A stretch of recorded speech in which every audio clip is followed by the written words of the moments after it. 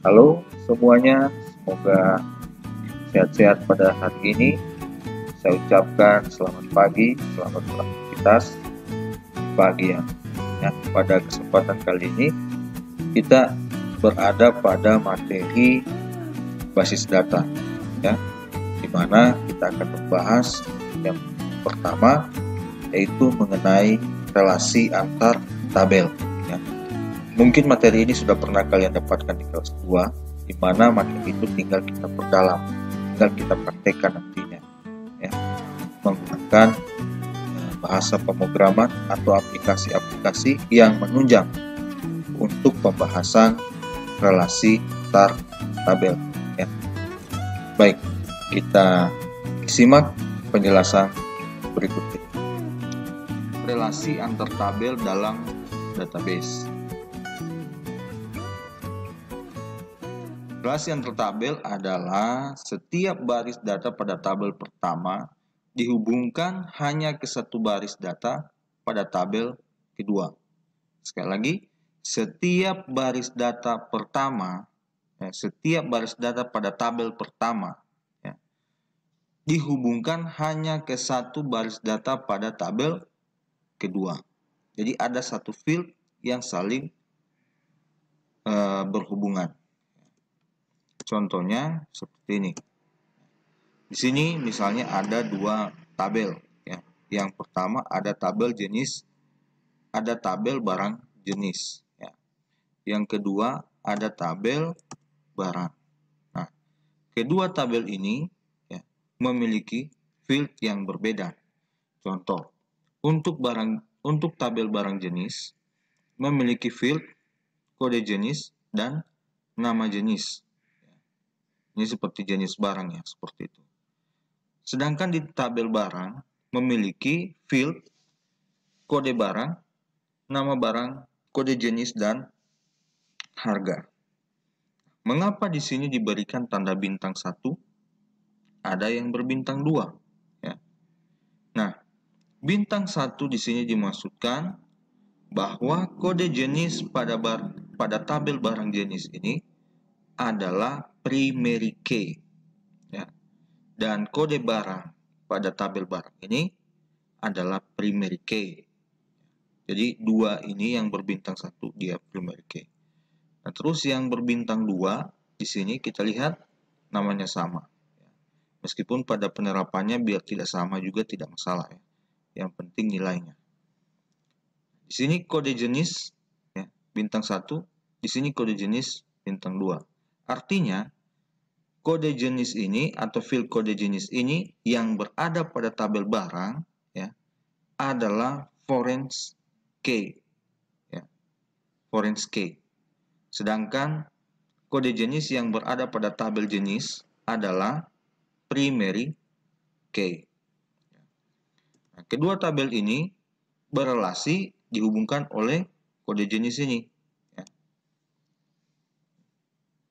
Seperti ini. Jadi tabel barang jenis dan tabel barang terjadi hubungan melalui kode jenis atau melalui field kode jenis. Nah, mengapa perlu dibuat relasi antar tabel? Yang pertama, untuk memudahkan programmer dalam memanipulasi data atau dalam pengolahan data nantinya. Yang kedua, untuk mempertahankan konsistensi data. Yang ketiga, untuk menghindari duplikasi data atau data rangkap. Yang keempat, menghasilkan data yang akurat. Itu untuk mengapa relasi itu dibutuhkan. Jenis-jenis relasi. Yang pertama ada relasi one to one. Yang kedua ada relasi one to many. Yang ketiga ada relasi many to many. Relasi one to one adalah relasi di mana setiap baris data pada tabel pertama dihubungkan hanya ke satu baris data pada tabel kedua. Contoh, misalnya, satu orang dosen atau guru mengajar pada satu jurusan. Nah, seperti ini. Ya. Seorang dosen atau guru mengajar pada satu jurusan. Relasinya terjadi melalui ID dosen. Ya. Di sini ada ID dosen. Pada tabel dosen ada ID dosen. Pada tabel jurusan ada dosen ID. Nah, ini yang saya katakan tadi. Meskipun namanya berbeda, kalau nilainya sama, ini tidak bermasalah. Ya. Yang penting ini bertindak kita pakai sebagai foreign key di tabel jurusan. Nih, untuk relasi one to one. Kemudian relasi one to many adalah relasi di mana setiap baris data pada tabel pertama dihubungkan ke banyak baris data pada tabel kedua. Contoh, satu mahasiswa atau siswa mengambil mata pelajaran lebih dari satu, ya, atau banyak mata pelajaran diambil oleh satu siswa. Contohnya, misalnya seperti ini. Rafli Bako mengambil 2 mata pelajaran, ada sistem basis data dan algoritma.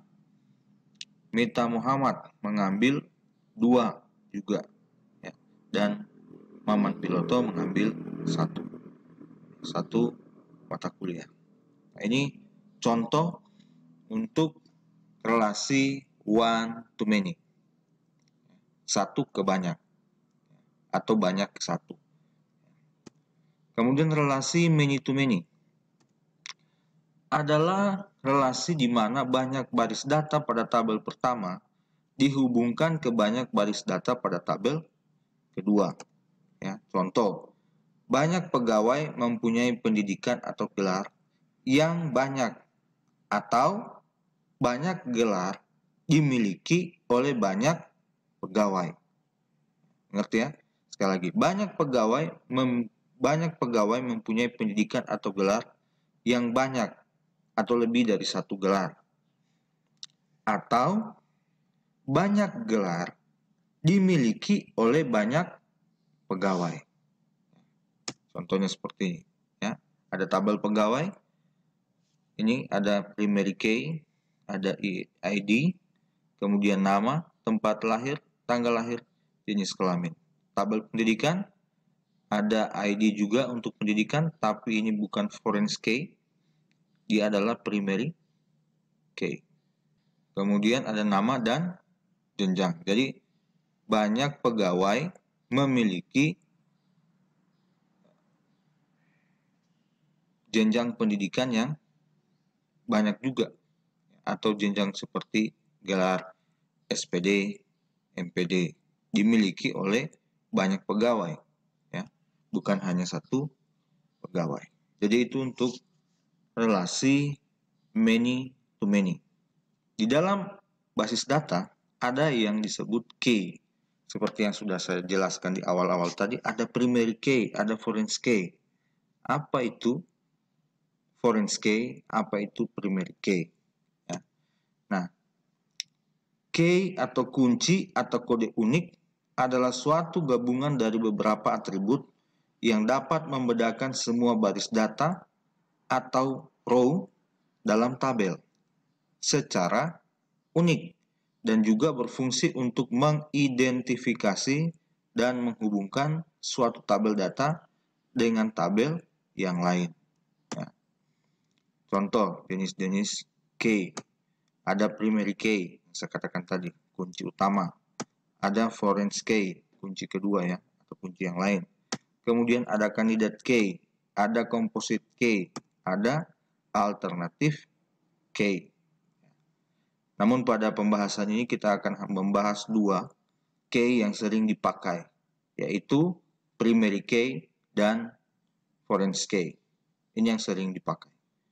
Primary key dan foreign key. Primary key adalah suatu atribut yang didefinisikan secara unik yang mewakili atribut lainnya dalam suatu kejadian. Nah, kriteria primary key, unik atau tidak boleh ganda. Yang kedua, dia tidak bisa memiliki nilai kosong atau 0. Berarti harus memiliki nilai. Kemudian foreign key. Foreign key adalah suatu atribut yang digunakan sebagai penghubung kedua tabel dalam melengkapi relationship atau hubungan terhadap primary key yang menunjukkan keindukannya. Nah, ini untuk primary key dan foreign key ini bisa kita pahami lebih mendalam ketika kita mempraktekannya. Jadi, materi basis data ini kita akan praktekkan menggunakan PHP MyAdmin. Ya, untuk mempraktekkan materi ini, kita akan lakukan dalam sebuah studi kasus, ya, di mana nanti di situ kita akan membuat database, ya, membuat database untuk aplikasi jadwal. Nah, di mana dalam aplikasi jadwal ini, ya, dia berarti membutuhkan data. Yang pertama itu ada data guru, ya. Yang kedua ada data jurusan atau mapel, ya. Yang ketiga ada data siswa, ya. Dan produknya yaitu jadwal. Oke, jadi ini inputnya, ketiga tabel ini adalah inputnya. Saya perbesar dulu. Ada 4 tabel, di mana tabel guru itu akan memuat identitas guru, ya. Misalnya kode guru. Kemudian ada nama guru. Misalnya nama guru. Mata pelajaran yang diajarkan, mapel. Kemudian untuk mapelnya sendiri harus dimulai juga dari kode mapel. Kode mapel. Kemudian nama mata pelajaran. Nama mapel. Nama mapel seperti ini. Lalu ada siswa. Siswa yang singkat-singkat saja kita pakai misalnya NIS, ya, nomor induk siswa. NIS, kemudian nama, kelas, mapel, mata pelajaran yang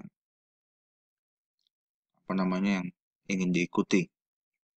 Kemudian untuk jadwalnya nanti kita buatkan seperti ini. Nah, dari keempat tabel ini akan menghasilkan suatu informasi yang merangkum semuanya. Nah, untuk itu kita harus membuat keempat tabel ini di dalam database. Karena sekarang kita belajar tentang MySQL atau SQL, saya akan membuat tabel melalui command prompt. Namun sebelumnya tetap jalankan sum. Kita buka CMD, command prompt. Kemudian untuk masuk ke MySQL-nya, yang pertama kita menuju ke local disk C-nya dulu, di mana sum itu terinstall. Kemudian kita ketikkan cd sum /mysql/bin. Artinya mencari common directory sum, kemudian menuju ke MySQL dan binary-nya. Enter. Lalu kita tuliskan MySQL spasi -h spasi localhost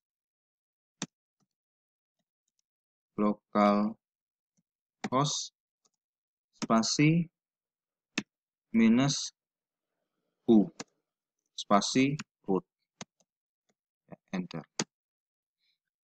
Nah, jika sudah seperti ini maka kita sudah berhasil masuk ke dalam MySQL. Nah, sekarang kita akan membuat tabel, ya. Kita lihat dulu database apa yang sudah terinstall di dalamnya. Sini kita tuliskan show databases. Di sini saya mempunyai folder satu, ya, yaitu latihan. Kita akan gunakan database ini. Caranya menggunakan, kita pilih dengan kata atau kode use latihan titik koma. Kalau kita ingin melihat tabel yang ada di dalam database latihan, show tables. Di sini baru ada satu tabel, ya, tabel guru. Ya, kita lihat apakah tabel guru itu sama seperti rancangan kita. Caranya bukan show lagi, tetapi describe. Describe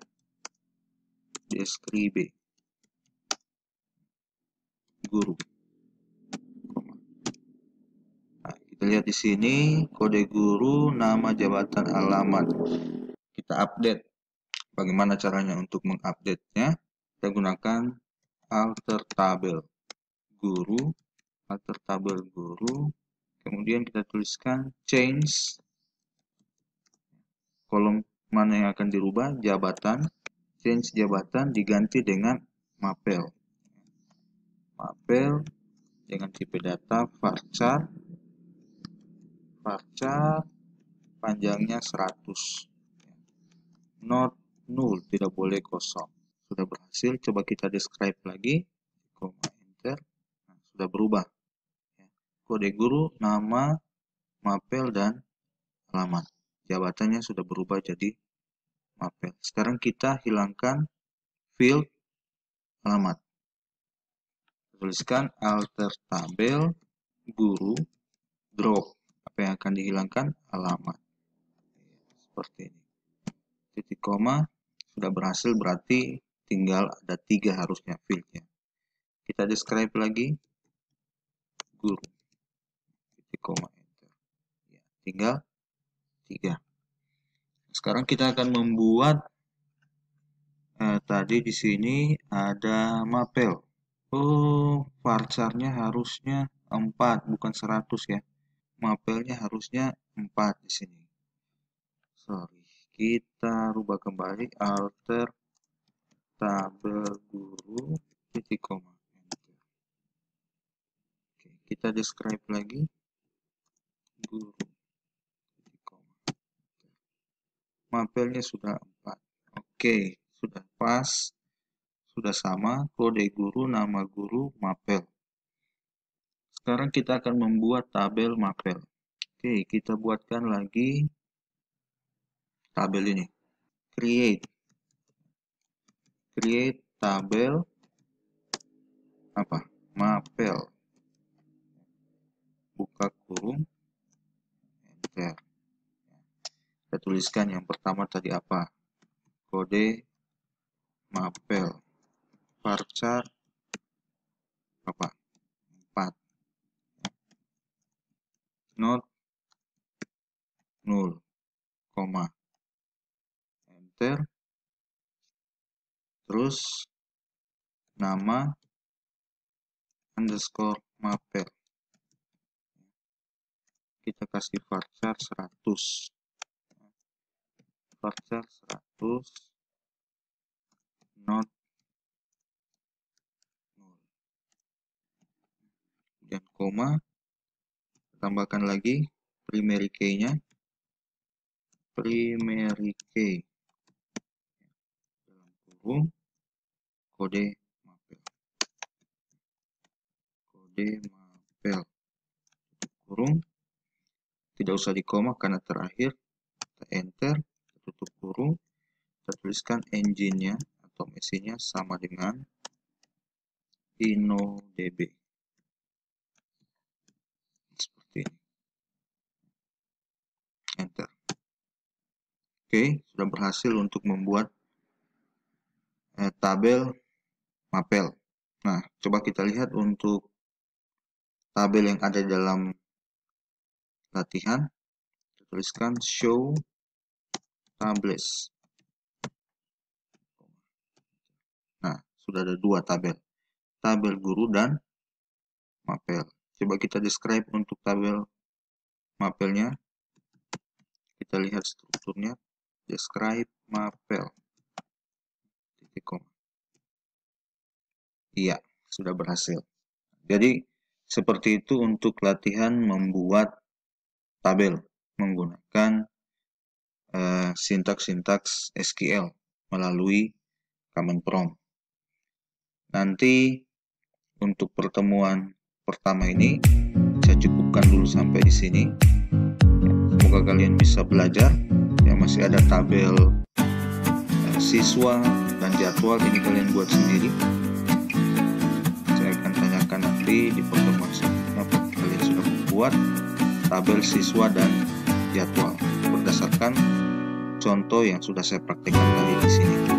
Saya harap untuk praktek kali ini kalian bisa ikut